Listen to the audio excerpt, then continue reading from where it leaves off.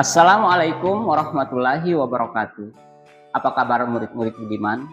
Semoga kita semua selalu dalam lindungan Allah Subhanahu wa taala, dalam keadaan sehat dan penuh semangat. Kita bertemu kembali di video pembelajaran kali ini dengan pembahasan tentang unsur-unsur pembangun sebuah cerpen. Adapun ruang lingkup pembahasan kita pada video kali ini adalah tentang definisi cerpen, ciri-ciri cerpen, jenis-jenis cerpen, dan terakhir kemudian kita akan bahas tentang unsur pembangun dalam sebuah cerpen. Yang pertama, definisi cerpen. Apa itu cerpen? Ya, biasanya dijawab dengan cerita pendek. Betul, akan tetapi mari kita berkenalan lebih jauh tentang sebenarnya apa itu cerpen dan mengapa disebut cerita pendek. Di dalam Kamus Besar Bahasa Indonesia, cerpen merupakan kiasan pendek yang kurang dari 10.000 kata yang memberikan kesan tunggal yang dominan dan memusatkan diri pada satu tokoh dalam satu situasi pada suatu cerita. Sementara menurut Prof. Dr. H. Yusuf Syarif Badudu mengatakan bahwa cerpen adalah cerita pendek yang berfokus dan berkonsentrasi pada satu peristiwa kejadian. Pada peristiwa kejadian tersebut hanya mengisahkan satu tokoh cerita saja. Sedangkan H.B. Yasin mengungkapkan bahwa cerpen merupakan sebuah cerita pendek yang memiliki bagian di mana terdapat struktur yang lengkap, mulai dari perkenalan, permasalahan, dan penyelesaian dari masalah tersebut. Mari kita simpulkan, cerpen merupakan sebuah cerita pendek yang panjangnya kurang dari 10.000 kata yang berfokus pada satu tokoh dan satu peristiwa, serta memiliki struktur yang lengkap. Ada perkenalan, permasalahan, dan penyelesaian.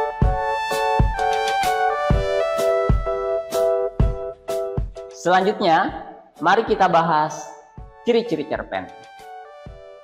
Yang bisa dikenali dari cerpen yang pertama adalah ceritanya bersifat fiktif atau berdasarkan hasil imajinasi. Jadi, sebuah cerpen disusun berdasarkan khayalan atau biasa disebut dengan imajinasi atau bersifat imajinatif.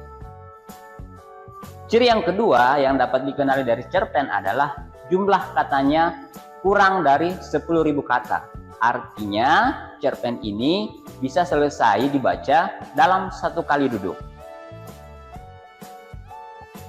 Ciri yang ketiga adalah berfokus pada satu tokoh.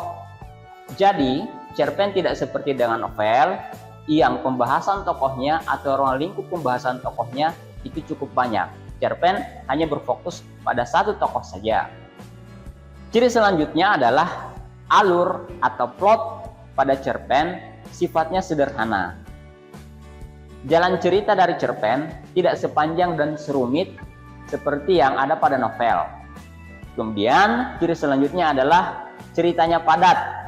Artinya langsung pada tujuan utama. Kemudian ciri selanjutnya adalah memiliki puncak masalah. Sekalipun ceritanya singkat atau pendek, tetapi di dalam cerpen memiliki konflik atau masalah. Nah, karena cerpen memiliki puncak masalah atau permasalahan, maka terdapat penyelesaian atau biasa disebut dengan resolusi.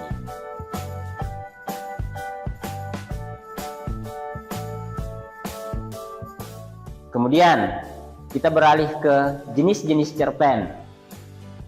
Cerpen ada berbagai jenis. Yang pertama, cerpen realistik. Cerpen realistik mengisahkan suatu peristiwa atau kisah berasal dari kehidupan sehari-hari, baik itu peristiwa nyata ataupun yang tidak nyata. Kemudian ada cerpen fantasi. Cerpen fantasi merupakan kebalikan dari cerpen realistik. Cerpen fantasi biasanya mengisahkan satu kisah atau peristiwa yang di luar nalar, tidak masuk akal, dan bersifat fantasi. Cerpen romantik mengisahkan tentang percintaan, kasih sayang sebagai sesama makhluk. Kemudian cerpen misteri itu mengisahkan tentang suatu peristiwa yang bersifat teka-teki yang perlu untuk diselesaikan. Cerpen horor berisi tentang kisah yang menegangkan dan menakutkan. Cerpen komedi menceritakan suatu peristiwa yang menggelitik atau mengandung kelucuan. Dan terakhir ada cerpen fabel. Cerpen fabel merupakan cerpen yang mengangkat hewan sebagai tokohnya yang dapat berbicara atau dapat berbuat seperti manusia.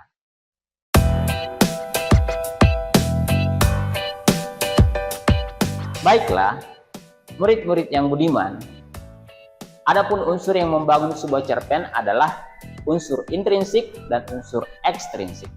Unsur intrinsik adalah unsur yang membangun sebuah cerpen yang berasal dari dalam karya itu sendiri. Sementara unsur ekstrinsik merupakan unsur yang membangun sebuah cerpen yang di luar daripada unsur intrinsik. Untuk lebih jelasnya, simak pembahasan berikut. Unsur intrinsik itu terbagi atas beberapa. Yang pertama ada tema, tokoh dan penokohan, sudut pandang pengarang, alur, latar, gaya bahasa, dan amanat. Baik, kita akan bahas satu persatu. Yang pertama, tema. Tema merupakan gagasan pokok atau gagasan inti pada sebuah cerpen, atau biasa disebut sebagai rohnya sebuah cerpen. Yang kedua, ada tokoh dan penokohan. Apa bedanya tokoh dan penokohan? Berikut penjelasannya. Tokoh merupakan pelaku atau pemeran di dalam sebuah cerita. Sementara penokohan merupakan karakter atau watak dari tokoh tersebut. Jelaskan bedanya. Kemudian, tokoh itu dibagi atas dua. Yang pertama, tokoh dibagi berdasarkan perannya. Ya, ada tokoh utama, kemudian ada tokoh pembantu atau pemeran figuran. Tokoh utama mempunyai peranan dan kedudukan yang sangat penting di dalam cerita, sementara tokoh tambahan atau tokoh figuran merupakan pembantu daripada tokoh utama. Pembagian tokoh berdasarkan sifatnya itu dibagi atas 3. Yang pertama yaitu tokoh protagonis, yang kedua tokoh antagonis, dan yang terakhir adalah tokoh tritagonis. Tokoh antagonis biasa juga disebut sebagai tokoh yang baik atau memiliki peranan yang baik di dalam cerita. Sedangkan tokoh antagonis adalah tokoh yang sering menghalang-halangi dari peran tokoh protagonis atau biasa disebut sebagai tokoh yang jahat. Sedangkan tokoh tritagonis adalah tokoh yang sifatnya netral atau tokoh penengah. Lanjut, sudut pandang pengarang atau biasa disebut dengan point of view. Sudut pandang pengarang merupakan posisi pengarang di dalam sebuah cerita. Sudut pandang pengarang ini ada 2. Yang pertama ada sudut pandang orang pertama, dan yang kedua adalah sudut pandang orang ketiga. Sudut pandang orang pertama itu ditandai dengan penggunaan kata aku atau saya di dalam cerita. Sedangkan sudut pandang orang ketiga biasanya menggunakan kata dia atau ia di dalam sebuah cerita. Alur atau plot. Alur merupakan rangkaian peristiwa yang saling sambung menyambung, yang memiliki hubungan kausalitas atau hubungan sebab akibat di dalam sebuah cerita. Alur dibagi menjadi 3. Alur maju, alur mundur, dan alur campuran. Alur maju merupakan alur yang menggambarkan peristiwa di dalam cerpen secara kronologis, secara urutan waktu. Yang kedua, alur mundur merupakan alur yang menceritakan peristiwa yang dimulai dari akhir menuju ke awal, atau biasa disebut sebagai kilas balik.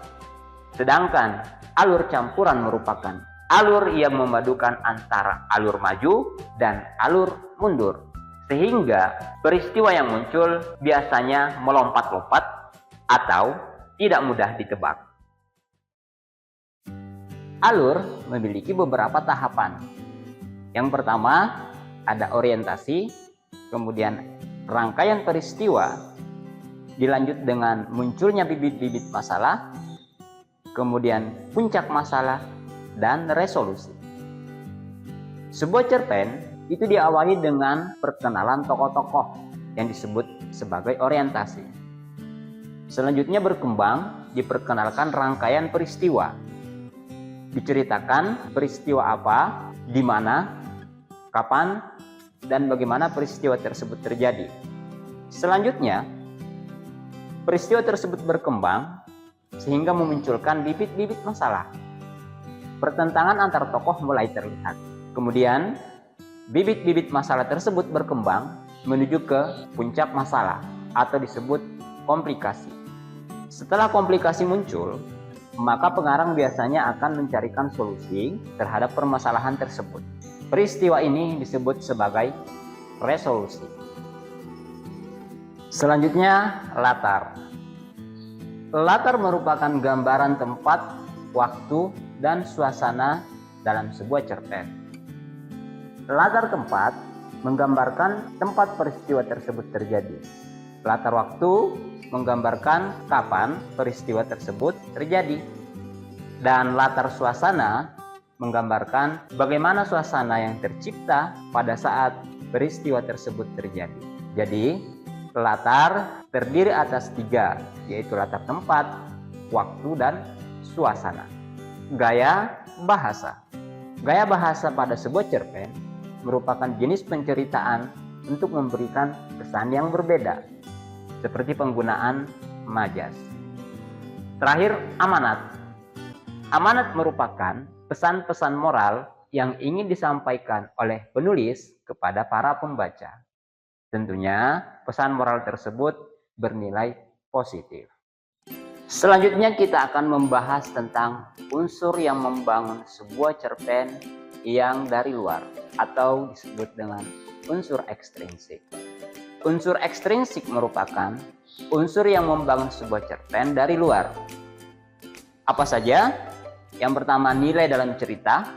Yang kedua, latar belakang pengarang. Dan yang ketiga, sosial dan budaya.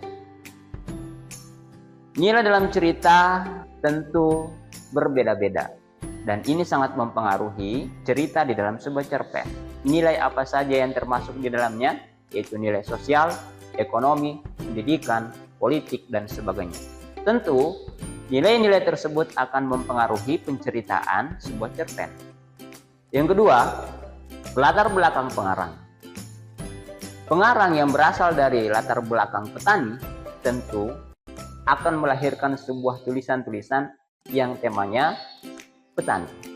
Berbeda dengan pengarang yang latar belakangnya sebagai nelayan, pasti akan melahirkan tulisan-tulisan yang berbau-bau kelautan. Terakhir adalah sosial dan budaya. Unsur sosial dan budaya sangat mempengaruhi sebuah cerpen.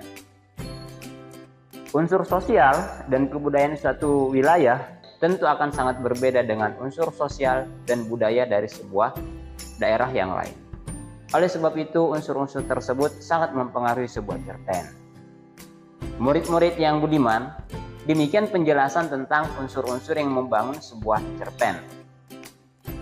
Apabila ada hal yang kurang dipahami atau kurang lengkap, silakan Anda bertanya atau silakan Anda berkomentar di kolom komentar. Terima kasih atas perhatiannya. Mudah-mudahan video pembelajaran ini bermanfaat. Sampai bertemu kembali di video pembelajaran berikutnya. Assalamualaikum warahmatullahi wabarakatuh. Salam sehat.